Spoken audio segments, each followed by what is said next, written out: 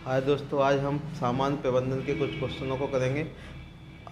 पहला क्वेश्चन है हमारा, वह व्यक्ति कौन है जिसने वैज्ञानिक प्रबंध का विचार दिया था। वह कौन सा व्यक्ति है जिसने वैज्ञानिक प्रबंध का विचार दिया था। पहला ऑप्शन है पीटर एफ ड्रकर, दूसरा ऑप्शन है एच मैस्लो, तीसरा है एफ डब्ल्यू टेलर और चौथा है डगलस मैकग्रेगर। तो आप ऑप्शन कौन सा सही है इसका? जो वैज्ञानिक प्रबंध का विचार दिया था वो हमारे कौन से थे? ऑप्शन है इसका सी, यानी एफ डब्ल्यू टेलर। अगला क्वेश्चन है हमारा दूसरा वाला, उत्पादन प्रभाजी योजना के प्रतिपादक कौन थे। उत्पादन प्रभाजी योजना के प्रतिपादक जो थे वो हमारे प्रीस्टमैन थे। कौन से थे? प्रीस्टमैन। तीसरा क्वेश्चन है अपना, सुरक्षाएं बढ़ी तो साथ ही सुरक्षाओं ने पीछा नहीं छोड़ा। सुरक्षाएं बढ़ी तो साथ ही असुरक्षाओं ने पीछा नहीं छोड़ा, परिणामतः श्रम कल्याण आवश्यक हो गया। तो ये कथन किसका था? ये कथन जो था ना वो हमारा टॉमस गैरेट का था। कौन से किसका था? टॉमस गैरेट का। चौथा क्वेश्चन है, प्रेरणा एक प्रकार की उत्तेजना है। कौन से प्रकार की उत्तेजना है? जो हमारी प्रेरणा है वो कौन से प्रकार की उत्तेजना है? जो प्रेरणा है वो हमारी मनोवैज्ञानिक उत्तेजना है। कौन सी उत्तेजना है? मनोवैज्ञानिक।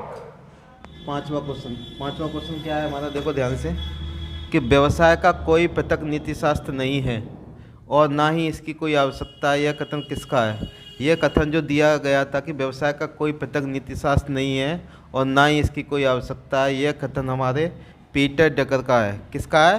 पीटर ड्रकर का। अगला क्वेश्चन है छठवा, प्रसिद्ध पुस्तक फिलॉसफी ऑफ मैनेजमेंट किसके द्वारा लिखी गई। ये पुस्तक जो लिखी गई है फिलॉसफी ऑफ मैनेजमेंट वो हमारे ओलियर सैंडर के द्वारा लिखी गई थी। सातवां क्वेश्चन है हमारा। सातवां क्वेश्चन क्या है? देखो दोस्तों, नीति निर्धारण किसकी कार्यविधि का महत्वपूर्ण भाग है। तो नीति निर्धारण हमारी किसकी कार्यविधि का महत्वपूर्ण भाग है? नीति निर्धारण जो हमारी कार्यविधि का निर्धारण है उसका आंसर है नियोजन।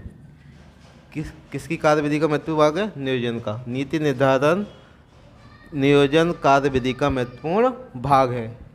अगला है, प्रबंध का नियोजन कार्य किसके द्वारा किया जाता है? नियोजन कार्य।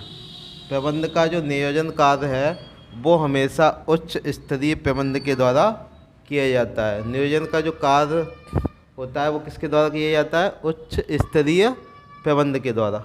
अगला है 9 वाला क्वेश्चन, संगठन का प्राचीनतम स्वरूप कौन सा है। संगठन का प्राचीनतम स्वरूप कौन सा है? रेखा संगठन। कौन सा है? रेखा संगठन। संगठन का जो प्राचीनतम स्वरूप होता है वो हमारा रेखा संगठन होता है।